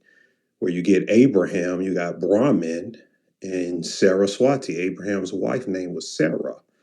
And there's some things that's implemented from there that's comparative to human anatomy in the body with the cerebellum in the brain that the Freemasons kind of hide too. And we got to be careful with understanding that because In a cryptocratic order with secret societies, there's higher lodges that the common community Mason isn't allowed to join. They're called alpha lodges. And these major lodges, they make very important decisions, and they get more into the Gnostic side of understanding, because all of this stems from Valentinian and Sethian Gnosticism. Christianity comes from Gnosticism. And to pharaonic thought within itself is Gnostic. Sheshet whispered the wisdom of the universe into Jehudi's ear. So listening to your woman is very pivotal in understanding things. Now, of course, we're out of balance, like Professor said. So not every woman has a lot of wisdom in these times. It's very rare to find that woman that has that wisdom. But traditionally, the traditional woman can impart that. But they definitely eliminated the hieros gamos, the balance and union of the masculine and feminine, and they've perverted a inversion of an androgynous implication that comes from Gnosticism, that comes from the Aeons and Sophia, because the original God of the Bible is Yaldabaoth, and the Gnostic text, who was a creator God, who said, "I am the only God," when really he came from a lineage of other gods before him. But he told humans that you should only worship me and acknowledge me. And it says that he was born blind, he was born ignorant. So he created a replication. He mirrored his ignorance through man, through himself. So he's the first form of the ego, universally, and transferred down to man. So all of this is studying in metaphysics and esotericism. And I think if the Black community, if we would study and understand Gnosticism better, we can understand how the religion and the system of the government is set up to mirror a lot of Gnostic implications. And that's all I wanted to say. Thank you. Yeah, deep, deep, deep, and true. I stumbled upon the Gnostic text when I was in grad school. I remember my pastor. I was raised Baptist, and my pastor would say Gnostic means against God, against God. He would just hit that. My pastor was a theologian and went to one of those fancy schools, but against God, against God. And I was in grad school one day, got bored, and just stumbled upon the Gnostic text and flipped through it. And I was like, a couple of those chapters in there was like mirrored the dang Holy Bible. I was like, looked at the date, and it was before. I noticed the Gnostic text was older than the Bible. I was like, oh, here we go again. So, yeah, I'm not gonna argue with you on this, Saru. Dat Nika, what's on your mind, that Nika? Oh yeah, I'm just reading your. Oh, good night and good morning to everybody. I don't know Yeah, where y'all at. It might be morning where y'all at, but right. just to like piggyback off your title about this dude who get the holiday in October. Now, correct me if I'm wrong, but they told us this shit in elementary school. 1492, Columbus sailed the ocean blue. Blah blah blah blah blah. Cool, bet. Now 1492, according to their history, because I don't really believe none of what they say about history, but according to their account of events, he's coming from Spain at a time where it's dominated by quote unquote niggas, right? Mm, Yes, because Ferdinand and Isabel, those are niggas. Yes, this is a time. This is the time of Hold Moorish up, hold up, rule, hold up, hold up. ma'am. I'm sorry, Miss On the Spot. What'd you say, ma'am? I ain't mean to cut. Well, they were trying to get rid of Moors. Don't no, those are Nick and the people. Okay, so at this time, you Remember? got to remember we're talking about 700 years of these people teaching these people how to bathe, shaving them down, blase blase. These are black people quintessentially. No. No, you got. Let's be respectful as we relay information.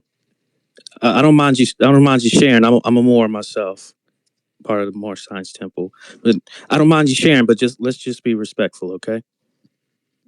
What do you mean? What did I say that was incorrect or improper? Not let me say improper, inappropriate. I'm just saying, say what you got to say, but just be respectful if you get pushback. That's all I'm saying. Oh, for sure, for sure. Again, 100%. Yeah, So these are you're niggas saying though. that Moors are trying to kick Moors out? These are actually what's going from what I fuck with the Sitter Ducateers. So he talks about this in depth. We've been talking about this shit for 20 plus years at this point. So what was happening was these niggas was over there making white people and fucking these white people and making these mulattoes. So in the process, mind you, this is a time when Europe is in a state of feudalism. So you got black people in England, France, well, let's say it like this: Albion, Gaul, Iberia. Let's use the old names, Bavaria. You have these people literally out here making white people to go kill and steal from each other. Niggas are doing this now because you notice the different ambassadors and the government officials of these countries, they will still wear the Moorish pins in all these European countries. They still wear the people that own them on their little blouses and t-shirts and suits and shit.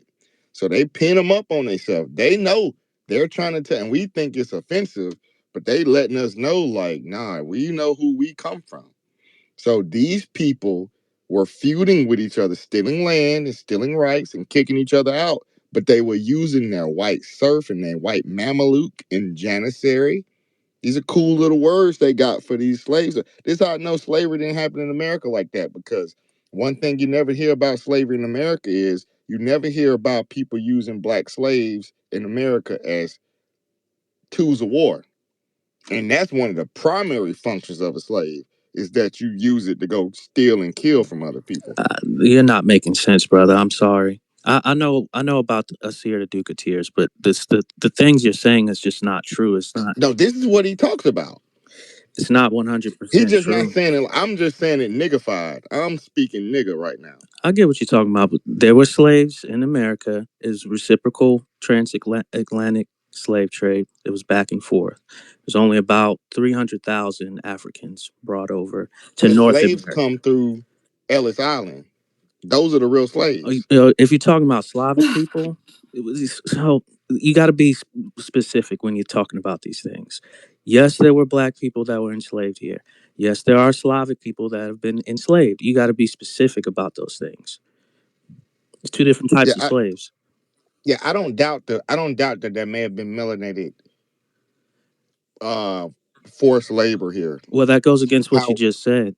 We were in every war when this was a confederacy before it was even formulated in 1776. but see this is what I think. I don't say all history is a lie, but I think it is so out of context. They done told the truth out of so much context.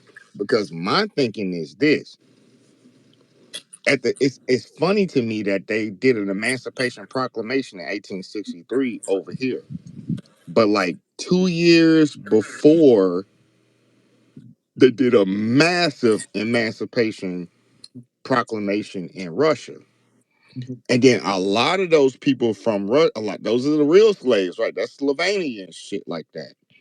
They shipped a lot of them people over here, and they had these weird ass names like Warchowski and Shashkesky and all these other puss ass names that they can't pronounce and spell. And then all of a sudden they start changing their name to Smith and William and Johnson and Jackson and the names that we call slave names today. So it's all it's a lie, bro. I think niggas had cars 300 years Oh, ago. wow. Maybe I'm crazy. Y'all might kick me Can out I this we was damn going to thing. try stop? to like push back against, Look, but I I'm think you not kind gonna of out do of all it, bro. this. I think you out of it. You got me. I go on mute. I go on mute because you know You got what? to be sensible if I'm going to go back and forth with you. No, I Yeah, said I go on mute. I am being. Oh, we're I not don't. gonna I go hope you back and don't think forth. I'm trying to like. I'm not trying to debate or argue with you like that. That's why I say I go on mute, bro. Like, cause I know I'm left Okay, field, nigga. I'm Gary Sheffield out this hole. okay.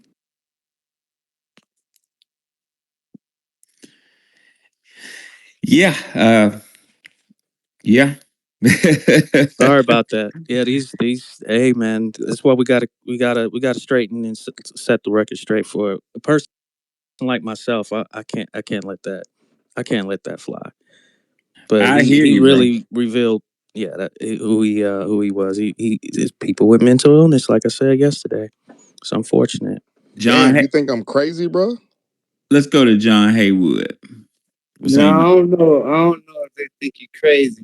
Hey, but look, man, these people did a real live fucking. I ain't gonna even say a trick.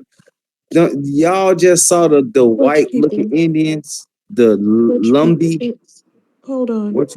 Which people? All the Lumbee. I think it's the Lumbee tribe. Mm-hmm. They look white as hell. No, it And depends on which ones you're looking at. Some of shit, them look black as hell. I ain't saw no word. I gotta keep looking, but I shit out. Which ones are you looking at? Because they literally have a boatload of African descendants. See, Uh, a boatload. well, I got to keep looking, but what I was Mhm. looking at, they look white to me. But what I was gonna say, like, and they was just talking about that too, like, Columbus came over here, he thought he landed in India. That's why they call them the Indians. Um, Yes, I wanna, Indians. I don't think they was the only people traveling on ships and on boats. I don't think that. I don't believe that.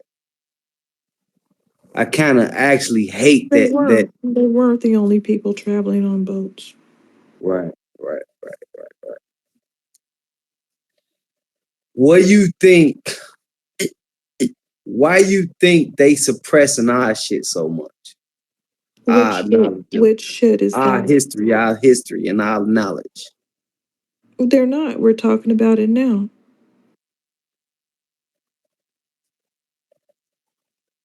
We talking about it, but ain't nobody else talking about it. They're talking about it. And they have In the back, entire studies about, they have entire research studies about our genetics. So yeah, they're talking about it. It's not a secret. and what? They just don't want us to, I guess you could say, change the status quo.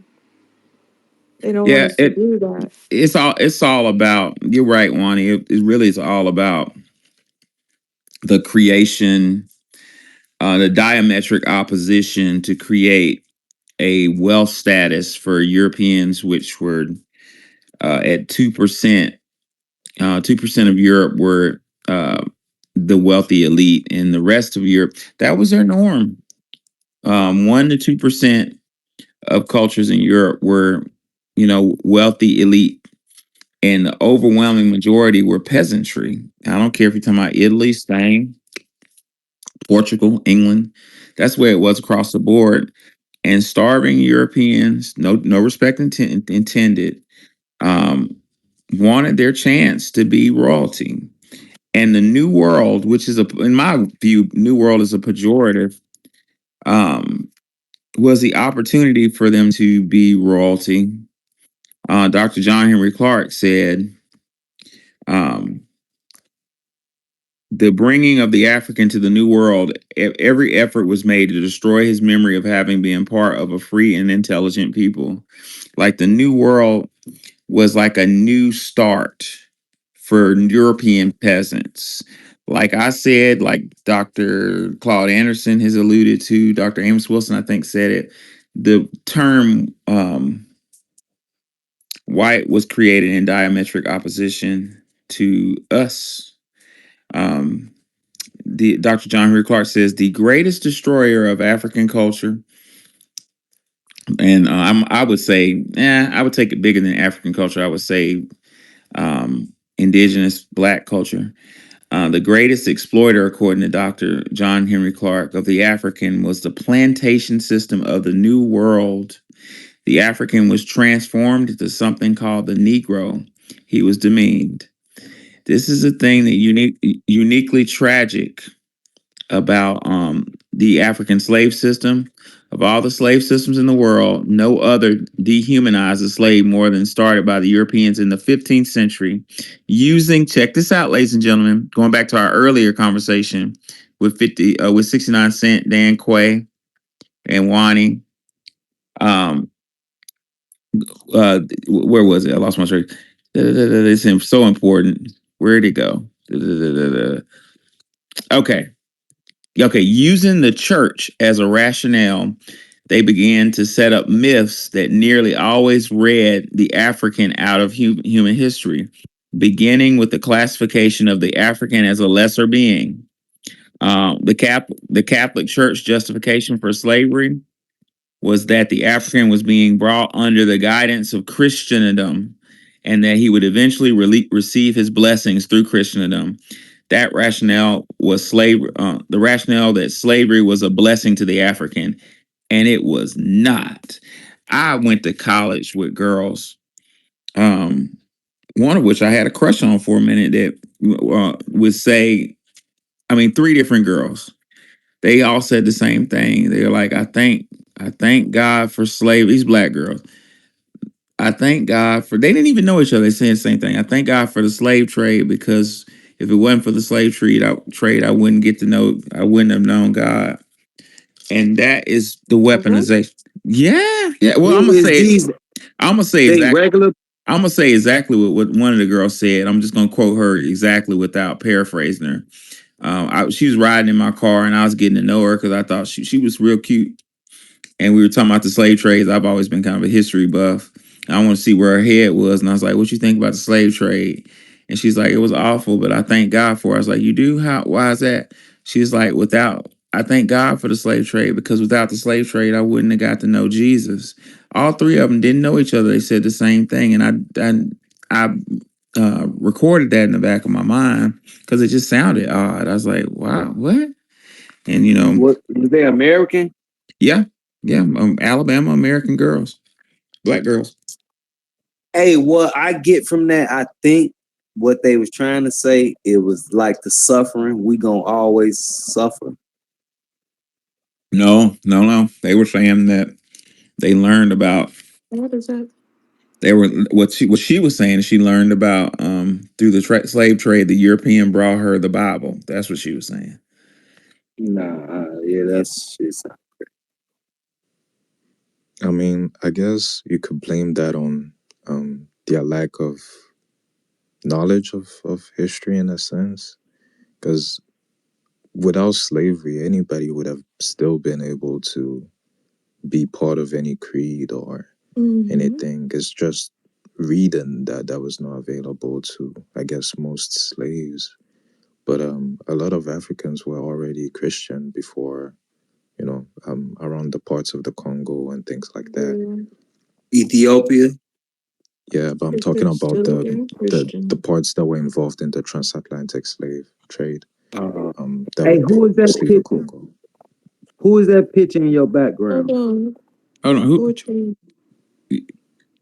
who's that Yeah, talking? What background? Yeah, you can fix the leftovers, baby. That's cool. All right, yeah, yeah. What back? What was saying, What Wani? background? No, he said somebody's background, but wouldn't say who.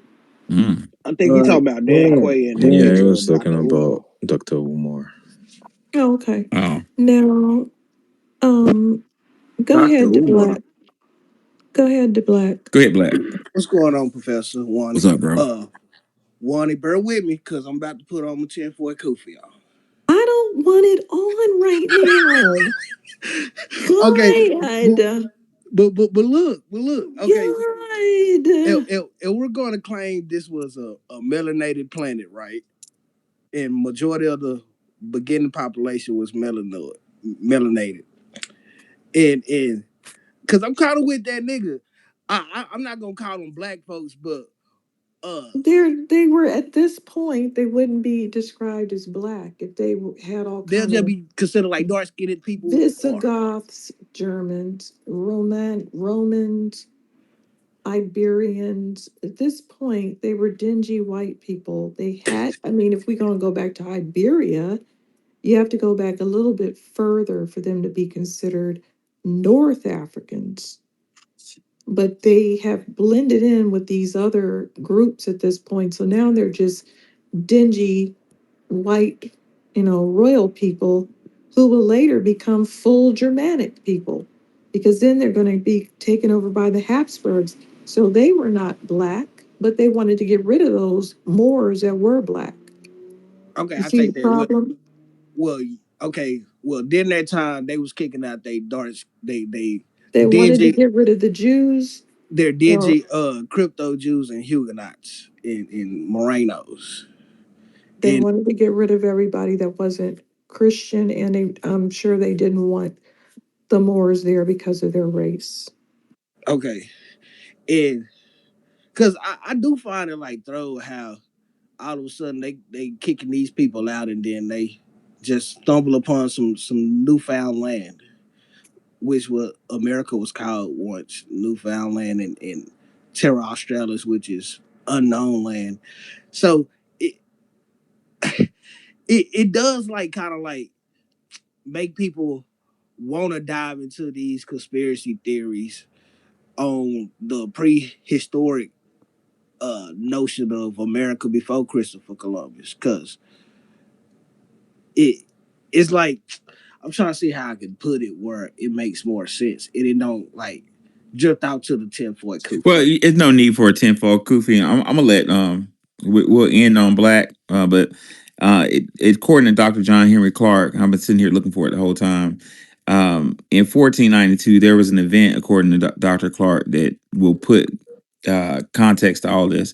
In 1492, according to a quote, Spain was whitening up. I'm gonna say Dr. Tariq Nasheed. Yeah, let me roll with it. Dr. Tariq Nasheed said this in his documentary. Spain was whitening up through the marriage of Queen Isabella and King Ferdinand. They were white, according to Dr. John Henry Clark. And he says they now began to expel the Moors. So once Ferdinand and Isabella unified, and one of those documentaries, Tariq was talking about this, that the Moors came during the Black Death and the plague to help save the Europeans, and basically the white Spaniard women were choosing up and start having. Well, wasn't that after they got kicked out the first time during Just like 7-Eleven? those Irish women were Yep, choosing up. it's always. But you know what? And those Scandinavian women chose up and went up to the Appalachians. Because I'm noticing a trend. But that, But you didn't know, they they kick made a out a whole group during movie about. 7-Eleven? They made a whole movie about. that's my Hold on. looking. My view of history. When you look through it, that's what it is. Like every time the white women start choosing up on a brother, then you start to see rules start changing. The whole 19th Amendment of white women getting their voting rights. If you look through it, that's because the UWW started allowing black men to join the union, and white women and black men were in the union, and they started having sex. And the white power structure was like, "Oh hell no, give white women their right to vote." So that's a very powerful motivationary factor. Black men choosing, I mean, white women choosing up on black men. We can't ignore that. Dr. Clark said after Ferdinand and Isabella were married, they began to expel the Moors and the Africans and the Arabs. Dr. Clark said if they expelled the Jews, which they did, that means they didn't consider the Jews to be white. Dr. Clark said most of the Jews were Sephardic. Wani, what does Sephardic mean? Sephardic. It basically just making a distinction that they were over in the Iberian area, Mm-hmm. Portugal or Oh Spain. Yeah, wow. Yeah, because don't Sephardic it mean means like like they speak, Spanish. yeah, like a Spanish Ashkenazi, Jew? and Ashkenazi meaning, over in Eastern Europe, pretty Oh, so much. not Russia. basically not lily white. Got you. I don't know. What did you say, Dan? Did you want to add something? Yeah, and I was saying that Sephard means Like Spanish. Spanish Jew? Like it's the, I guess, Jewish word for Spain. Yeah, they speak Spanish and Portuguese. Well, they speak their own versions of It's it, like Yiddish Mizrahi version. Jews is Egyptian Jews, for example. Mizrahi Mizraim is Well, the Mizrahi name back for then, it mean a Egypt. Yeah. Westerner. What was Well, Yeah, Hebrew that's would the mean word for Western. Egypt. Hold on a second. okay? Was what was the guy's name? Fidel Castro, was he Sephardic? I believe so. Actually, they say he's Trudeau's father. He's a Canadian. Yeah, No, I thought they he was a actually have an Huguenot. uncanny similarity. Have you ever seen them Yeah, they niggas? look They look alike. alike. They look Wow. Yeah, I alike, thought but he they, was a Can we crypto say, Jew or a Huguenot. What we saying, Wani? um, did anyone have an actual answer to whether Fidel Castro, what type of Jew he was? I just Or, thought he was like a or crypto should I or a look it Huguenot. up? Yeah, look it up, Wani, because because he was like a Latino, I would assume he was Sephardic. Like I don't think I his never name. knew that's what Sephardic meant. Like I'm learning something Yeah, today. it means Spanish, but Yeah, also he could have been a Huguenot. That just means a Jewish person that became Christian but still practices Jewish things behind closed doors, Yeah, he's which spoke Spanish. Sephardic. He's Wow. Sephardic. God dang, that's crazy. Like you remember we were saying Wani earlier about how the leadership of the world. Hmm. That's Yeah. just wildness. So it is true he was Sephardic. It's either a Yes. Sephardic or a crypto. Craziness. Interesting. But So can, back to the topic. I'm about to go to bed in a moment. Was Christopher Columbus a petty thug? Hell yeah. I had a minute ago I had a quote that said that basically I wanted to get it for the new people that walked in, but basically Dr. John Clark pointed out that the sailors that Christopher Columbus had with him on the Nina Pinta and the Santa Maria were all let out of goddamn prison, man. Christopher But Columbus, that's typical of trying to populate and wrangle in these new lands. Remember the Australians? true. There were a bunch of criminals over here, Portuguese and Turkish criminals, so they say. I don't have enough evidence to say for sure, Mm, but they said that criminals were running around over here that they didn't want. They would try to exile. They would use these lands to exile people, or either say, hey, make them do something constructive, which actually they ran around and murdered because they were all a bunch of murderers anyway. mm. That's a good point. So what's the lesson to be learned, Wani? If you want something done, go get a thug. You know, get a bunch of roughneck criminals to whip the land down and beat people up and take their stuff. so when you say we're a functional slave colony or penitentiary colony, Well, we have some thuggish ass white people over here that we've had to fight with. Yeah. Yeah, I mean, what did Neely Fuller say? Neely Fuller said we prisoners of war. God damn it! Like we didn't ask to be in this position. We're in a war called white supremacy, and Neely Fuller said we're prisoners and we should conduct ourselves as such. So Everybody over here is a damn thug. yeah, Irish mobs, the mafia. Um, they had the Tong Wars. The Chinese people had a war for decades against each other. We didn't know about it because we're not Chinese, but they were over here beating each other up real bad. ain't that a bitch? We like the only foundational Black Americans are the only group that's not involved in organized crime, and we get the blame for being the criminals.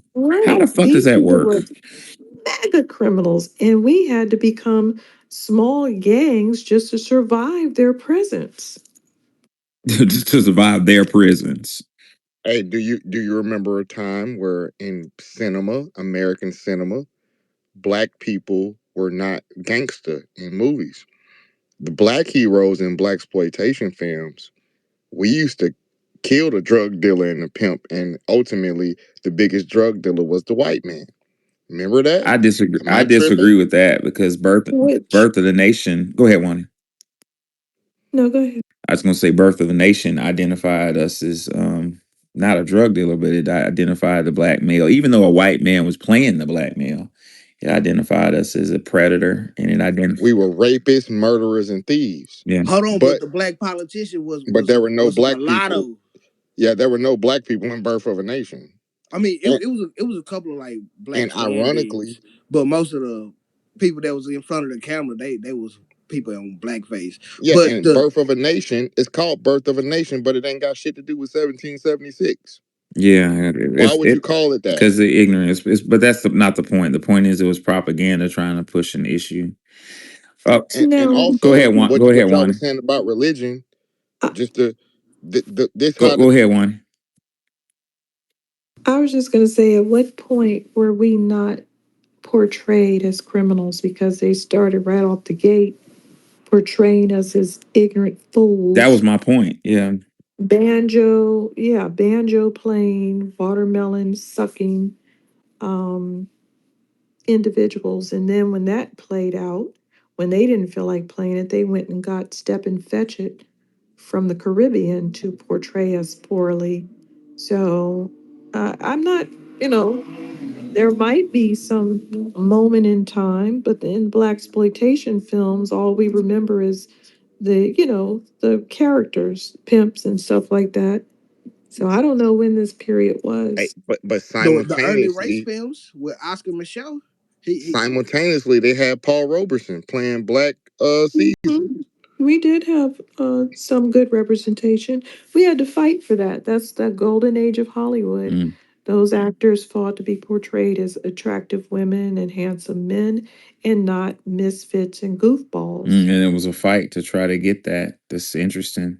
But the point of the matter is, there is a massive propaganda campaign, which is basically what this space identifies as propaganda. We're dealing with propaganda today. Some of my undergrads was like, we were talking about Christopher Columbus today, and they were like, "Oh man, when I was in school, which wasn't long ago, they're Gen Z. They're born in 2000 something, 2004 or whatever." They're like, in elementary school, they told me Christopher Columbus was a hero. It's propaganda. Christopher Columbus was a goddamn supervillain and an idiot and a thug and an imbecile and a terrible sailor. But the propaganda machine is based off of projection. They need somebody to be a scapegoat. And we live in an inverse world, just like 69 said and Dan Quay said earlier. Um, there in religion, there's a divine masculine and a divine feminine. That makes perfect sense because power, look at a battery. In order for you to have power, you have a negative side and a positive side. That's where power comes from. That's the way of the universe, the laws of polarity. It don't make sense to just have a male deity. I'm coming, baby. Um, yeah, it doesn't make sense. But I'm gonna go ahead and give. I hadn't seen righteous anger in a while. I'm about to go to bed, but I'm gonna give righteous anger last words. Righteous anger. I ain't seen you in forever. Can you take us home? Go ahead, righteous anger. Peace and reparations, family. Should have happened 2 fucking seconds ago. I know you're closing down the space. Excellent space. Shout out to the co-host, hosts, and the speakers, and the family that's up in here. What's up, fam? Was Christopher Columbus a petty thug? Did the church money for his thuggery? Hell yeah, hell yeah. But I wanted to offer up. You know when we were doing all of the Olympics and we were kicking ass and taking names under the guise of being an American, right? Uh-huh. So we everybody's like, yeah, hell yeah, we on one frequency. I often wonder during that time when everybody went, airplanes and American Airlines and all these aircrafts were starting to, travel back and forth, and it was becoming, pretty easy. It was still expensive, but you could think about, going across the pond. If we during that time had put ourselves in the limelight, and what I mean by limelight, if we had been traveling and being exposed or exposing ourselves to other people in different countries, would that have distinguished us as being a specific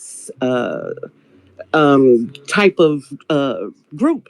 Because we weren't, not a lot of Black Americans were, going over to Italy or, all of these different countries. So they had that propaganda under wrap because they only saw us on television or movies. But I wonder if we had been more active, which is not our fucking fault. Do not get me wrong. And it'd be a privilege for them to even be in our space. No pun intended. So let's just keep it a buck, as cool kids say. I don't know what they're saying now. But anyway, what I'm saying is if we had been out and about, they would have immediately been able to distinguish us from these knuckleheads. That's all I wanted to add. Sorry. Thank you. Yeah, but thank you. Excellent. Go ahead, Wani. I just wanted to say, exposing Christopher Columbus is more of a uh, indigenous person's argument on two continents, including the Caribbean islands. And they have been silent on this man, just mumbling and grumbling under their breath. Why? Why? Because they want to be light supremacists. Damn, that's a good. Oh my I'm God, sorry, that's a but good when point. you want to be something, when you hope to be something, when you want to be a blonde haired, blue eyed devil, you can't fight blonde haired, blue eyed devils. That's the bottom line. When you aspire to be white, and they do, I've heard them talking. Oh, when I go to Texas, I look white. When I go over here, they know I'm Indian. I don't. They want to be white, and they're not accepted as white. Everyone knows they're not white, but they still want to. They're broken. They don't count. They don't have a That's voice. And the reason they don't have a voice is because why would anyone listen to people that want to be white, that just mumble under their breath? And when they can't win, they try to take bites at us and kick their black freedmen off those reservations. So there you go. It's their job. This is another job that we're doing. We need to be Damn, paid for advocating for these losers. damn. Advocate for your damn self. Native Americans or whatever you are, Siberian Hey people. man, Wani, our brother Tariq was just talking about this with both them, John. We went caping for that, that Caribbean gentleman who got shot by that Amber Geiger, that cop that shot him in his apartment, and then we went stomping and acting, cutting up on his behalf, and they turned on us. Yeah, this is a great analogy. What a great way to end it. Was Christopher he was Columbus? hitting that white lady. Yeah, was Christopher Columbus a petty thug? Yeah, but it ain't none of our goddamn business because he wasn't killing us. Christopher Columbus never made it to America. Therefore, he didn't affect foundational Americans. Now, I would say that he does he does have some relevance to foundational Black Americans because our children should not be celebrating his ass in school because he was a goddamn Right. murderer. But other than that, in conclusion, yes, he was a thug, but it ain't none of our goddamn foundational Black American business. You want to know more about Christopher Columbus? I have a whole section on him in my book. You can purchase my book on Our Story Publications in the Jumbotron. Put $25 on Our Story Publications and put your full name and address. If you've already bought on my book, I had a large order this week. Your book is on the way. However, a couple people forgot to put their address, so check your Cash App and see if I have a uh, information there that says put your address. In addition, in a moment, you'll see Wani Spotts Cash App. Show her love for all of her wisdom and scholarship. And I've enjoyed y'all. And last but not least, did the church have anything to do with his tirade? Yes, the Catholic Church sponsored this.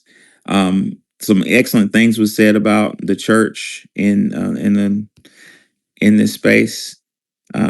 And it all comes together. It all makes sense. I enjoyed y'all. I learned a lot. Um, Wani Spot's Cash App is in the Jumbotron now. Show her love. And if there are no further comments, I'm about to hit this bed. I love y'all, and hopefully y'all will rendezvous on Tariq's space. I'll see y'all tomorrow. Peace out.